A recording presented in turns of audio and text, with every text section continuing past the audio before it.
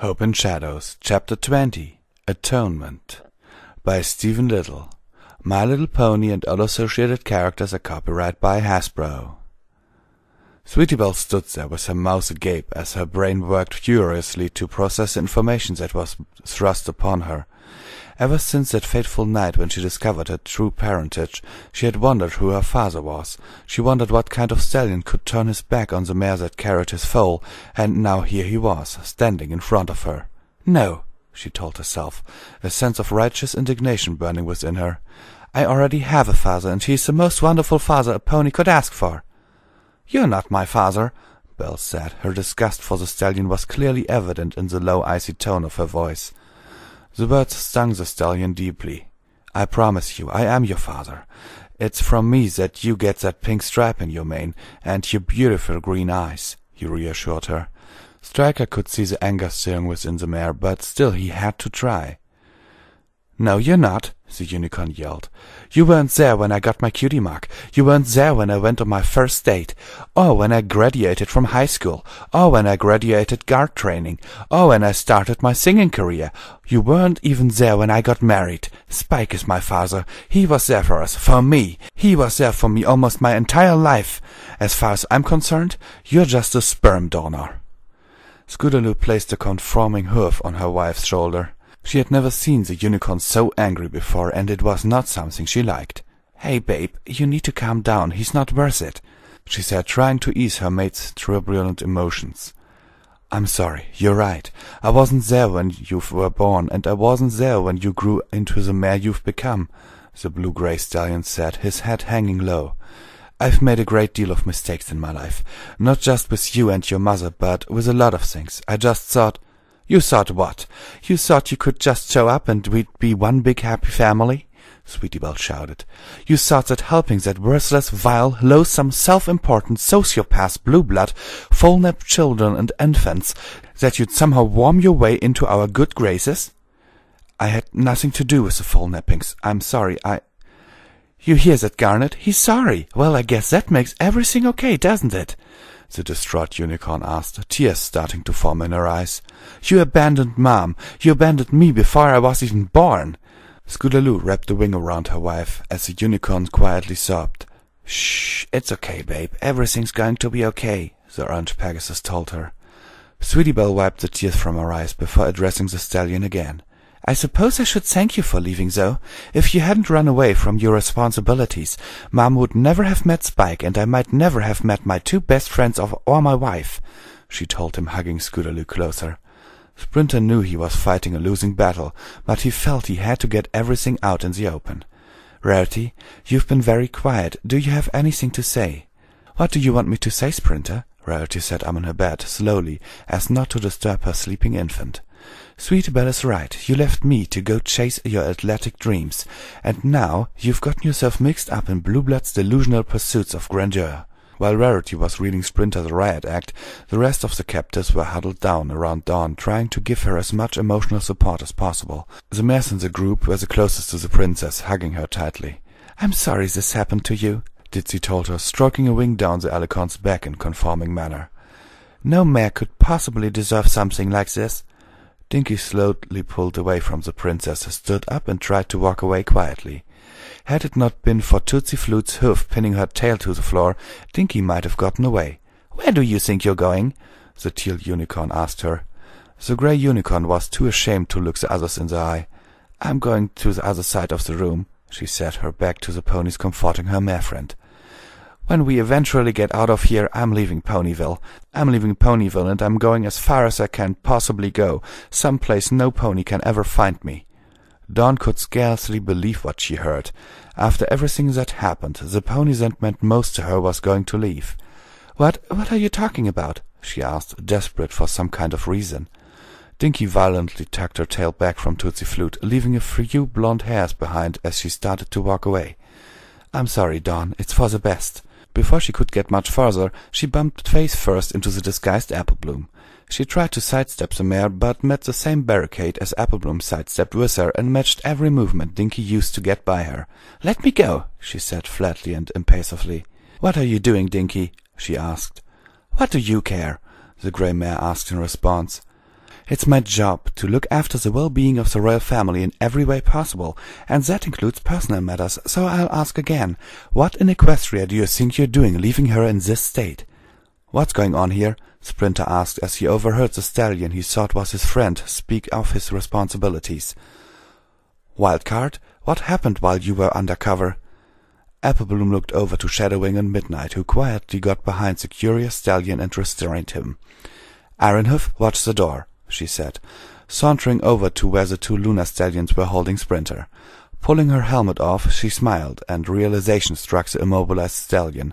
Before he could say anything, Midnight practically shoved his hoof in the stallion's mouth. "Now then, Mr. Track, as you can plainly see, I am not Wildcard, but in fact the head of Princess Luna's personal guard, and the way I see it, you have two choices.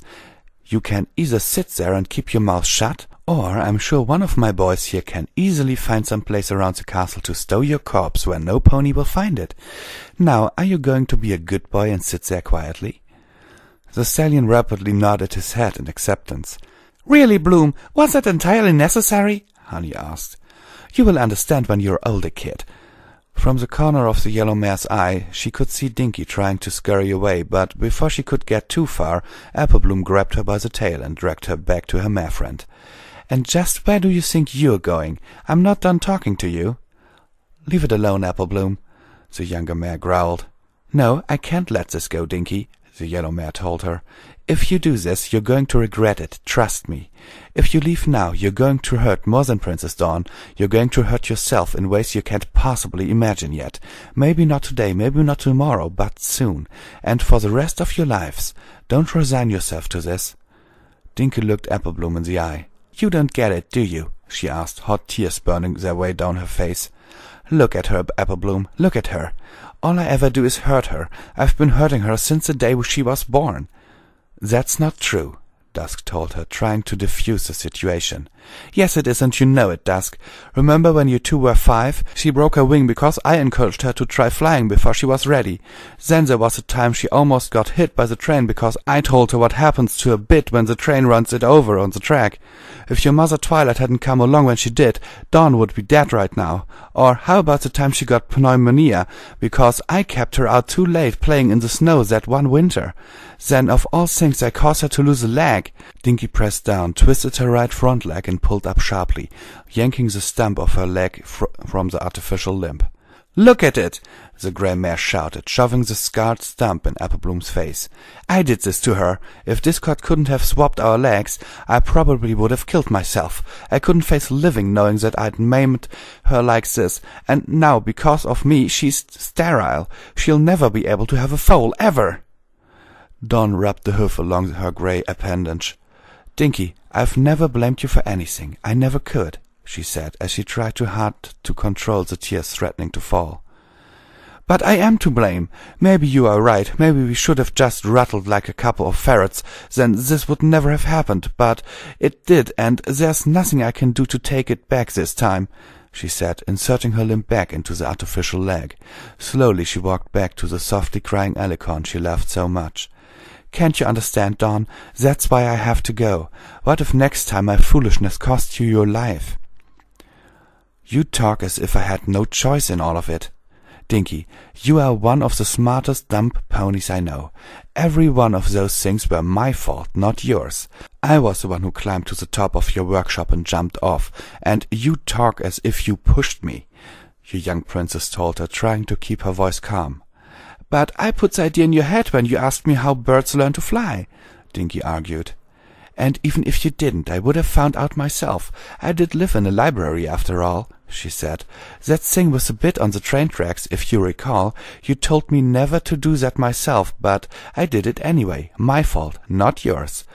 When I got pneumonia, it was because I wanted to spend more time with you.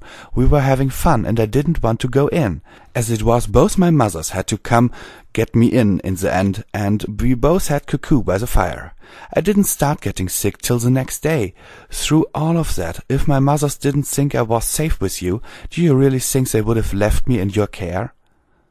"She's right, you know," Dusk interjected. "Our parents trust you implicitly. They understand that each one of these incidents were accidents and coincidences. Had something bad happened every other day, then I think they would have said something, but each of these occurrences were years apart, and it's not like I didn't have my own cuts and scrapes growing up. Remember when I was 12 and broke my back right leg? I was trying to help Applejack at the apple harvest and misjudged a bug. I didn't blame Applejack for it, it was my mistake, and I just dealt with it. It doesn't hurt that Tootsie Flute was doting on you the whole time, Garnet said. No, that was definitely a bonus, the Alicorn stallion said with a slight blush, Tootsie Flute chuckling softly behind him. This has been a theme with you for a while now, Dinky, Applebloom said to her as she herded the grey unicorn next to the young princess. I don't know how long this has been going on, but I know that it has to stop. I can see how much you love her, but you can't take everything onto yourself. Not everything bad happens between the two of is your fault. Heck, if anything, Scoot, Belle, and I are more to blame for what happened in the kitchens. We were charged with the security of the royal residence, and yet this poisoner slipped by us, something I cannot begin to apologize enough for. As it is, I will most likely be asked to tender my resignation after we return, or at the very least be demoted. Dawn raised a hoof and was about to correct the Major, but Applebloom waved her off. It's okay, Princess. It was my job to ensure your protection and that of the entire royal family. I failed, and I am prepared to pay for that failure. Now, I need to take care of this other matter. Dinky, take care of your mare friend, and Dawn, take care of her too. You both need each other right now. Major Filigree couldn't help but smile slightly as she watched the two mares hug each other tightly before turning around and walking towards the captive held by her two subordinates. Are we okay now? Dawn asked the mare in her hooves. For now, but I still want to talk about everything later, when we're out of here, Dinky responded. And this time you leave the socks in your mother's dresser, and I'll bring enough treats and drinks so we won't be interrupted. Princess? A concerned but inquisitive filly asked. Yes, Tuffy? What is it, sweetheart? The slightly less distressed Alicorn asked. What does whatever that bad pony said, what does it mean? Toffee asked, looking up at the larger white mare.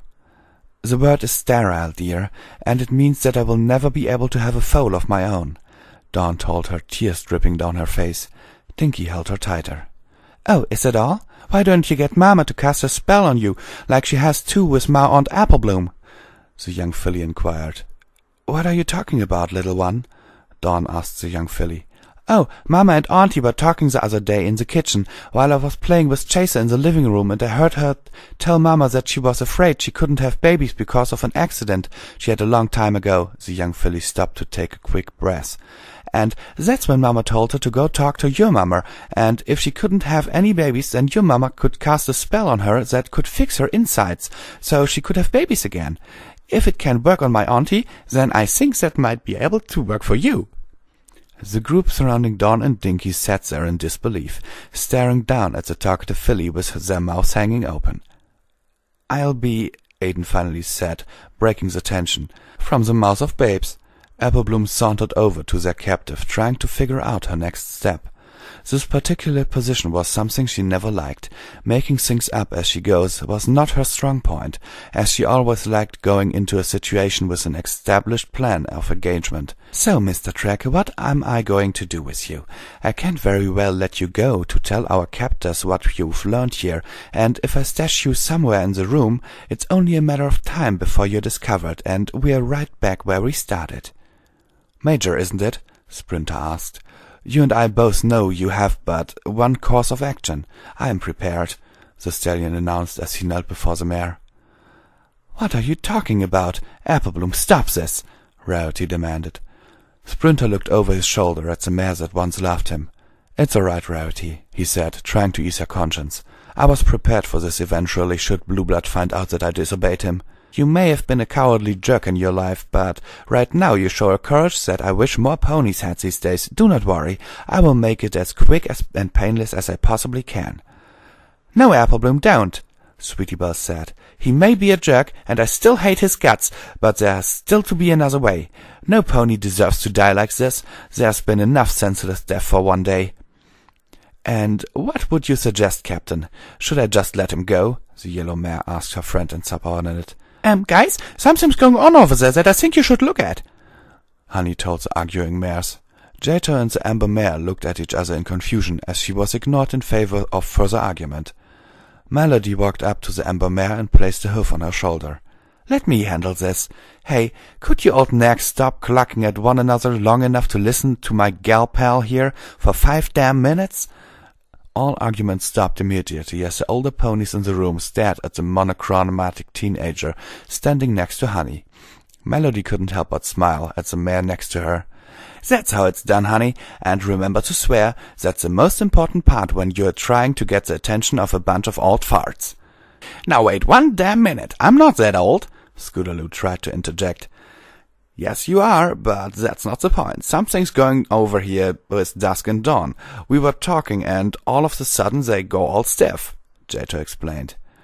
All eye in the room turned to the Alicon siblings, standing still as statues, tears coursing down their cheeks. Dusk, are you okay?" Tootsie Flute asked, gently shaking her boyfriend. The Alicon stallion blinked his eyes a few times and looked down at the mare in front of him. "I'm fine, Tootsie. It's just our mothers are here, and they are mounting a rescue as we speak," he informed them. "Our mothers?" Honey asked. "Is my mom there too?" "All of them, and half the equestrian army as well. Mom brought every stallion guard in Canterlot to stage an offensive against Blue Blood's forces. They're trying to get in through a secret passage below the dungeons, but first they say they are going to try and empty the castle's forces by drawing them out into the plain to the south." "I can do that," Sprinter interrupted. "I can get Blue Blood to send out his forces and empty this castle, but there's still a hoofful or two he keeps close to him. I can get the prince to empty this place, and then I can make my way to the dungeons and guide them through to the prince's hidden sanctum.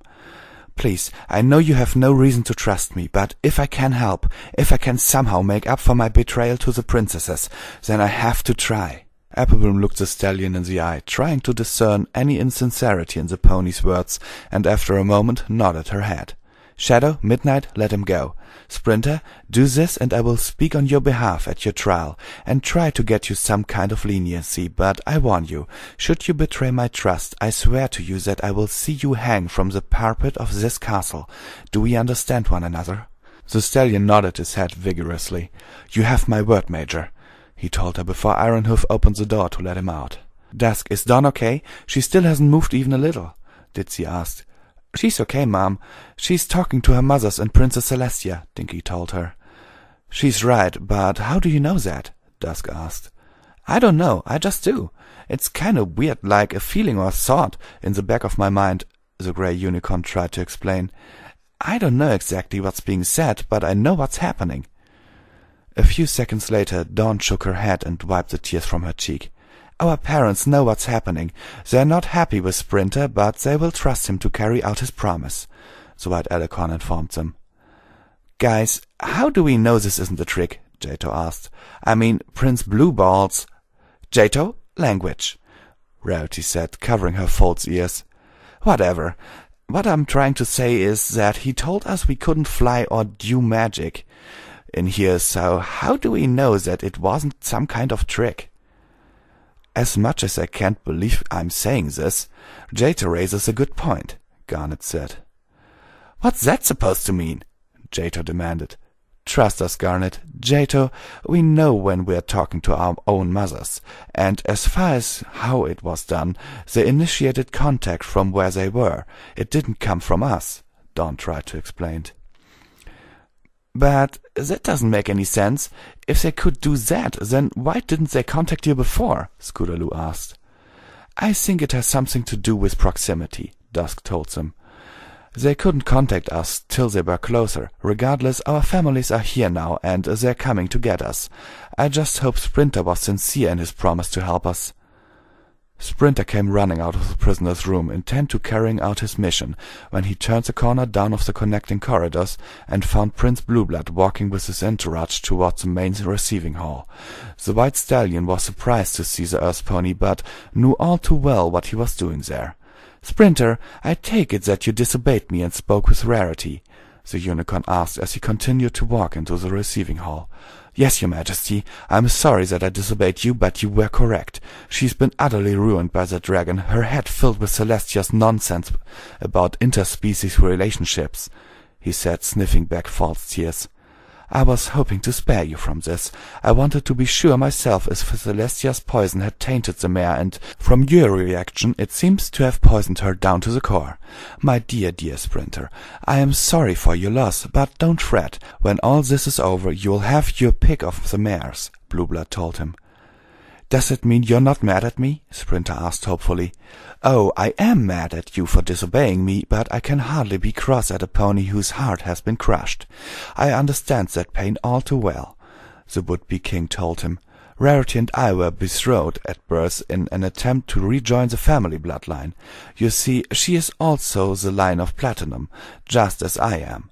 With our marriage, the bloodline would no longer be split, but strung as a whole once more. She was to be told of the engagement upon her 16th birthday, but before that could happen, she met you. Blueblood could see the stallion begin to shake. Fear not, I was angry at first, but she was truly beautiful, and you knew nothing of our betrothal. You could hardly be blamed. I tried again during the great galloping gala just after my Aunt Celestia's sister returned from her banishment, but she spurned me once again. I would try again and again. I even tried to rescue her from a date with that worthless blank-flank earth pony. She does seem to have a weakness for your type, but in the end it was not to be. Alas, we have both suffered at the hoofs of that mare and her deceitful ways. I'm sorry, your majesty, Sprinter said, bowing low. When he rose up, he glanced out the window behind the prince and noticed the birds being pushed from the trees in mass. My king, I do not mean to change the subject, but there seems to be a movement in the forest. Really? Where? Show me, the stallion insisted. Walking to the window behind the prince, Sprinter pointed to the forest bordering the castle. There, your majesty, just before the rise of the large hill, flocks of birds are being disturbed. That can only mean that either a large animal is crashing through the forest or a large number of ponies are headed this way. Blueblood glared at the trees a few moments until another large group of birds was disturbed. It seems Auntie didn't heed my warning. Sprinter, Oakleaf, Freestone, get down to the grounds and have all of my troops in front of the castle immediately.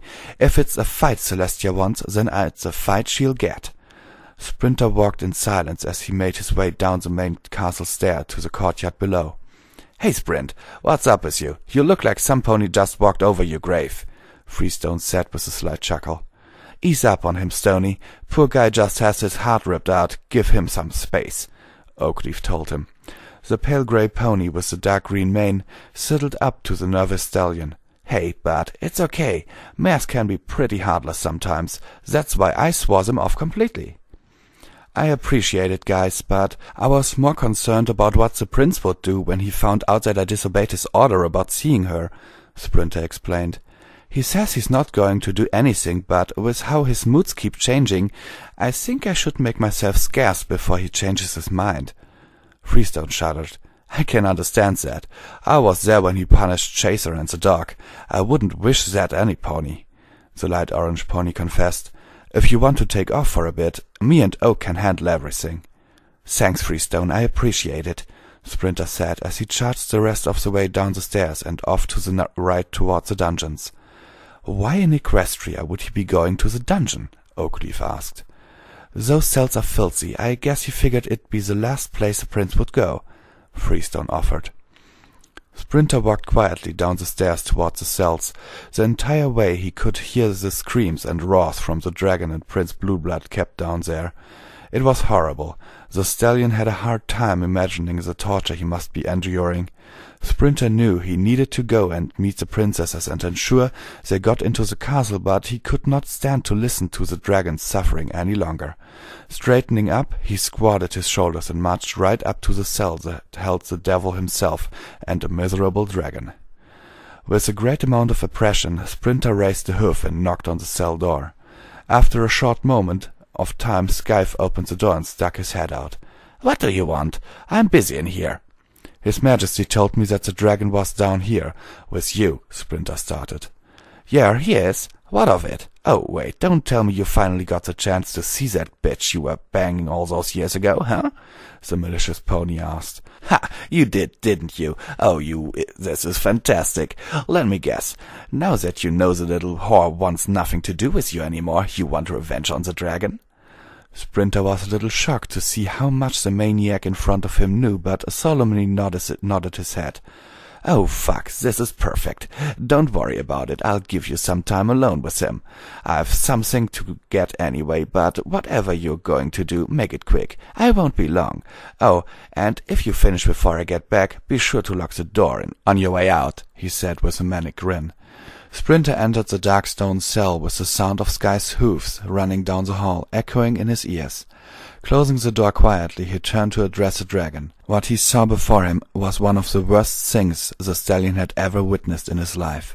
The purple dragon had been beaten to within an inch of his life, and was covered with numerous wounds. Sprinter's gaze roved to the spoiled drag covering the dragon's missing eye, and even at his distance he could tell that the vacant socket was beginning to become infected. "Is it true?" The sudden speech shocked Sprinter out of his stupor. "In a way, yes. Skies is a sick pony and has his own way of seeing things. I did speak with Rarity and your children. I assure you they are fine. They miss you and fear for your safety."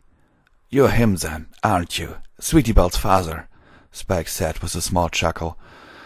"I always thought my Rarity had good taste, but I guess she missed the mark with you." "In more ways than you can imagine, Spike. And no, I'm not Sweetie Belle's father," he said as he walked closer to the dragon. "You are her father in every way that counts. I've done so much wrong in my life and have a long way to go to make up for it, but I promised Rarity and the others that I would do all in my power to ensure their escape, and I intend to do just that." Standing next to the bruised and battered dragon, Sprinter took hold of his neck and pulled it closer to him. "What are you doing?" Spike asked, shocked at the sudden tug on his neck. "I'm helping you the only way I can," Sprinter told him. "Rarity loves you, and there is nothing I can do to ever change that. I know that now, but I also know that I still love her and I always will. That being said, if saving you will make her happy, that I will do what I can do to make it happen," he said as he twisted the locking nut on Spike's collar and released its grasp on his neck. Spike worked his jaw and flexed his muscles of his neck now that it was free, but soon he felt the collar going back around his neck. "What is this? I thought you said you were going to help me," the dragon demanded. "Be silent. Do you want to bring the entire guard in here? I told you I would help, and I am," he said, feeding the chain back through the collar and securing it. Walking around to face Spike, he held up the locking nut. "You see this? This nut, and indeed all of your restraints, are made of amber steel. You couldn't break them, even if you were 100 times stronger than you are now. That stuff was designed for the sole purpose of holding a dragon. The only thing holding the choker and chain in place now is a bit of wire I found on the way down here. What good does that to me? If you really wanted to help me, you'd release me now." "Why, so you could tear ass around the castle trying to find your family only to be brought down by Blue Blood's elite guards? No, my friend, there is another plan already in place. The princesses are on their way now. I'm to meet them below the cells and guide them through the castle. When everything falls to chaos in the ensuing battle, then you can escape. With all the guards busy with the princesses and half the equestrian army, they won't have time to worry about you," Sprinter explained. "But you just said that I can't break the chains. How am I going to escape?" he asked. "The chains are made of amber steel, but the bricks that hold the other ends are not. The mortar holding them in place is centuries old. I have little doubt that you could deal with it given a good enough reason." The stallion started to get a nervous look on his face. "Sky's been gone far too long. He should be back any moment. Spike, I know you've been through hell, but please endure a little longer. The princesses are coming, and who knows, one of these days when this is all over, you might come visit me in my cell," Sprinter told him before dashing out of the cell and towards the door at the far end of the cell block. The door creaked on its long rusted hinges as Sprinter tucked it open. Behind the forgotten door was a set of stairs that led down below the cells into a little-known portion of the castle. "Well, Sprinter, here we go.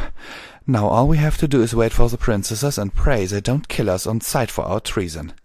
At the very bottom of Demon Run's gorge, the small rescue squad walked along the chasm's wall, searching for the marker that Twilight told them would reveal the secret passage into the castle. "Twi, now tell us again what we're supposed to be looking for," Rainbow asked. "It's a round marker with writing on it. It's supposed to be hidden along this wall, but after hundreds of years of neglect and falling rubble, I'm afraid it could be buried," she informed her Pegasus friend. "Did Clover's memories show you any landmarks or other such markers?" Luna asked her wife.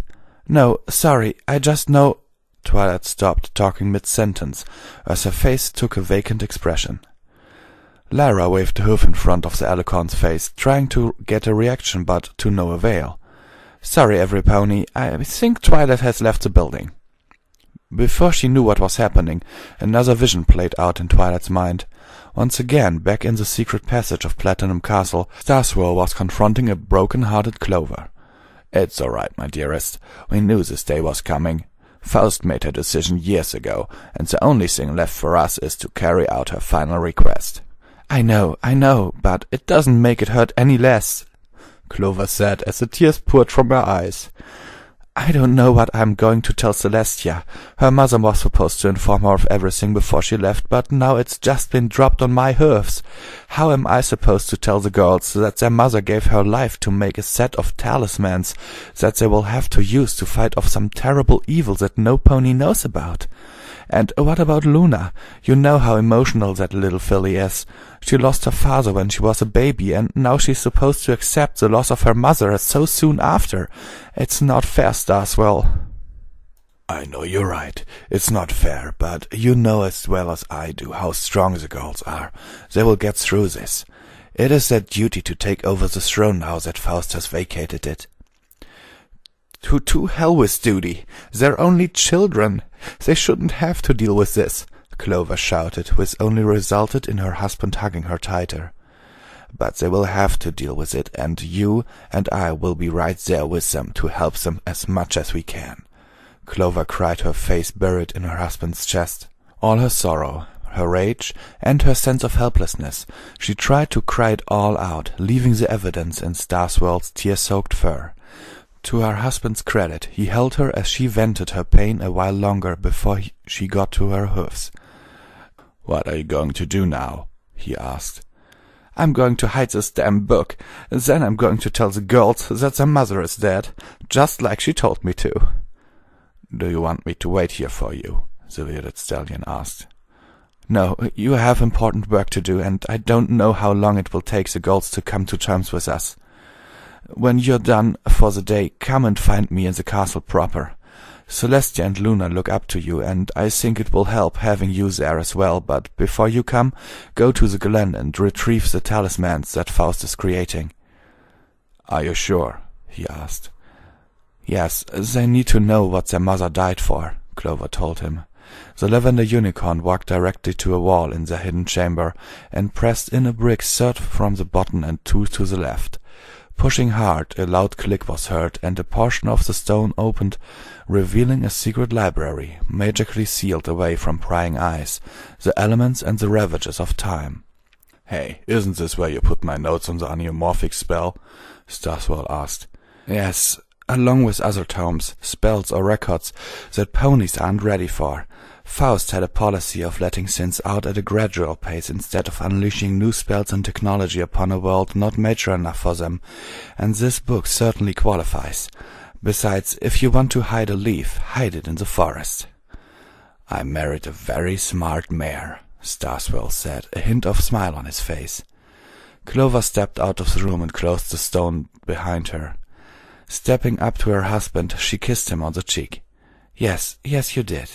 Now let's go and break the bad news to the princesses." Starswirl and Clover walked down the hall and spun a disc on the wall, revealing a secret opening to the bottom of the canyon that ran along the side of the castle. "Celestia and Luna are out with Platinum in the valley at the mouth of the gorge. If we hurry, we should be able to catch up with them," Starswirl told his wife. Turning the disc embedded in the cliff wall, the door shut again, and the two unicorns started down the canyon to deliver their heavy burden. Twilight was rendered speechless. The vision before her faded to reverie, the very same portion of the cliff face that was standing before her. Without saying a word, the lavender alicorn dove into the pile and started digging with her hoofs, not even bothering with her magic. "Twilight, what are you doing?" Cadence called out to her. "It's here," she gasped out. "It's right here, behind this mound. If I can just shift this pile a bit, I know it'll be there." Applejack and Pinkie Pie tried to pull Twilight off the rubble pile, but were pushed away. "Come on, Twi. You don't need to be digging in the dirt. You all can move this faster with your magic, can't you?" Applejack asked her. Twilight slowly crawled down where she was and hung her head shamefully. "Sorry, smart cookie. I got a little carried away." "Twilight, are you okay?" Celestia asked her. Twilight took one look at her old mentor and broke down in tears. Running swiftly, she embraced her sister-in-law and wept bitterly. "I'm so sorry. I didn't mean for any of this to happen. I tried to stop her. I tried to get her to postpone her plan, but she wouldn't listen. Your mother was just too damned headstrong to listen." Celestia held her tightly as the lavender alicorn cried out tears that were not meant for her to cry. Luna walked over and embraced her sister and wife. Rainbow Dash looked at the scene quizzically. "Why the heck did she call you Smart Cookie, AJ? It's like she's stuck in the housewarming Eve play we always do every year." "I have no idea, Sugar Cube. I think our poor Twi has finally gone round the bend," the farm pony told her friend. "No, dear Applejack, her mind is sound, just confused at the moment. She's being overwhelmed with her ancestors' memories, and it's hard for her mind to separate them. I recall this memory in particular. It was not a very happy moment for any pony involved," Luna explained.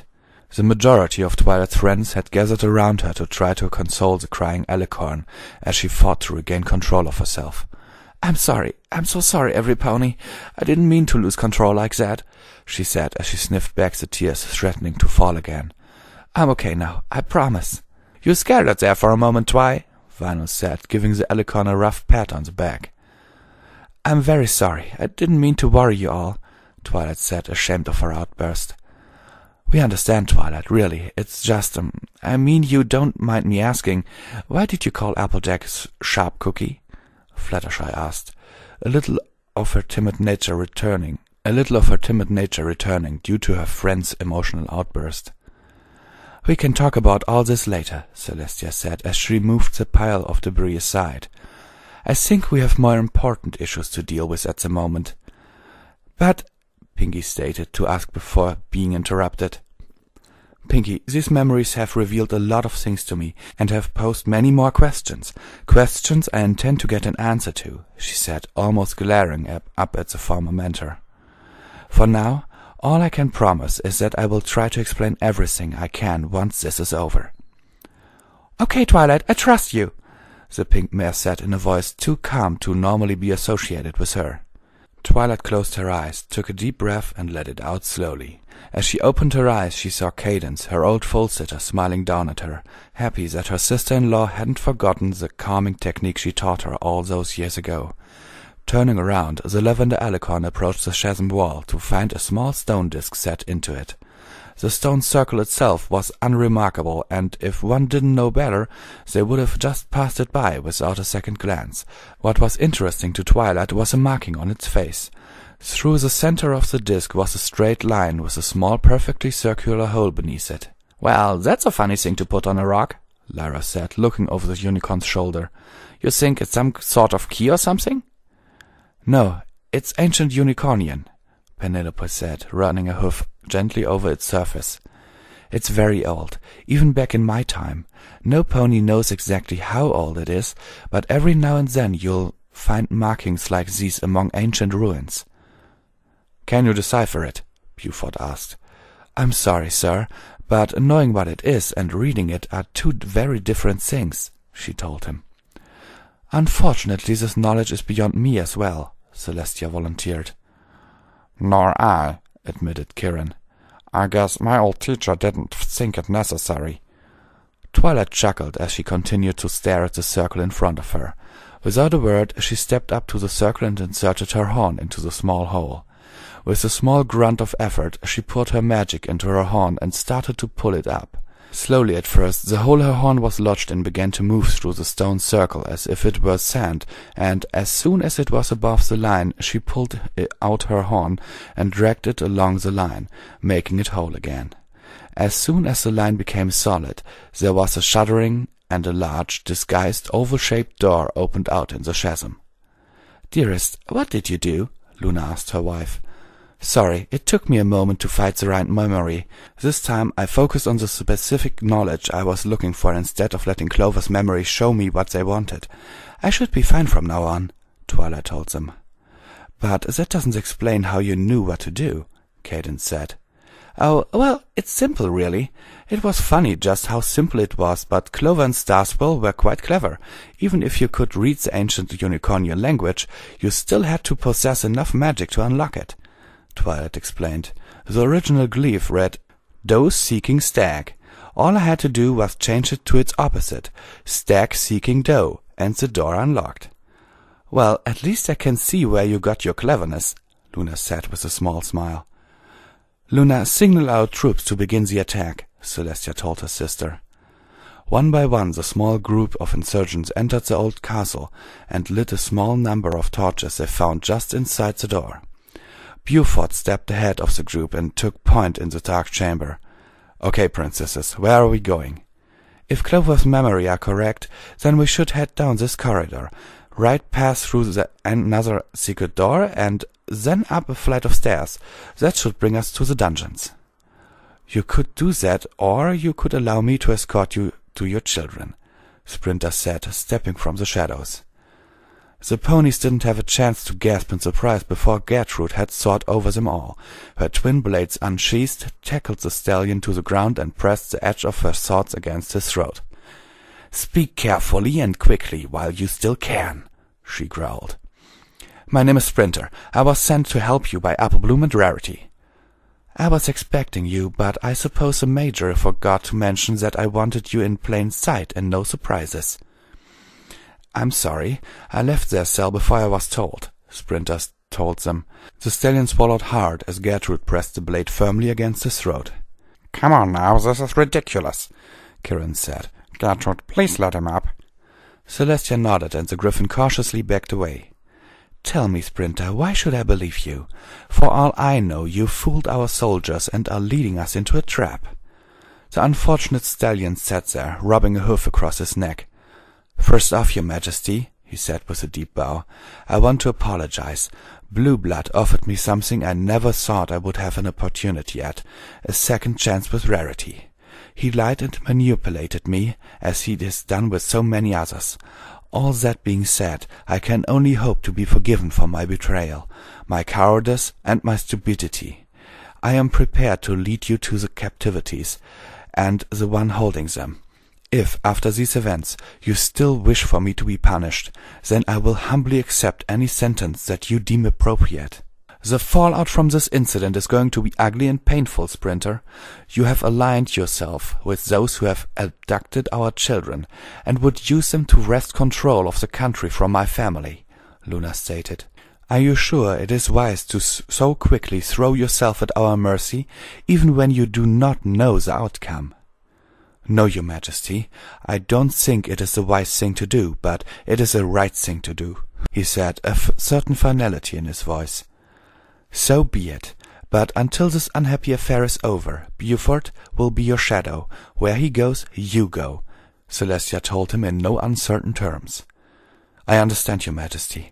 If you'll please follow me, I will show you to your children."